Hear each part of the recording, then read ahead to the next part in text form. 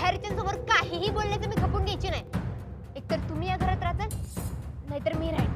अजून न जाऊ दे फैसला. पोरा तू सांग र, तुला आई पाहिजे का बायको पाहिजे? आणि तुला तर माहितीये पोरा नाहीचं काळीज मागितलं तर ती द्यायला माग पुढं बघत नाही. आणि बायको घरदार सोडून कुणासाठी येते? माझा पोरगा ए माझा नवरा आहे. माझं ए पोरगा गप्प बस.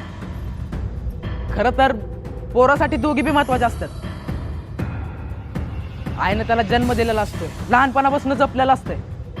पण त्यापेक्षा महत्वाचं पुरीचं आईबाप असतं. ते तिला लहानपणापासून जपतात, तिची काळजी करतात आणि मग काही वर्षानंतर एका मोठ्या जबाबदारीनं दुसऱ्याच्या हवाले करतात. मग तिची काळजी, तिचं मन आपण जपायला नको का?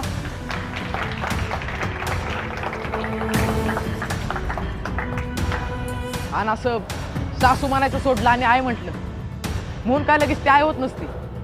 त्या सासूला आई म्हणायच्या आधी एकदा विचारा की बया तू खरंच तुझं सासू पण सोडलेस का?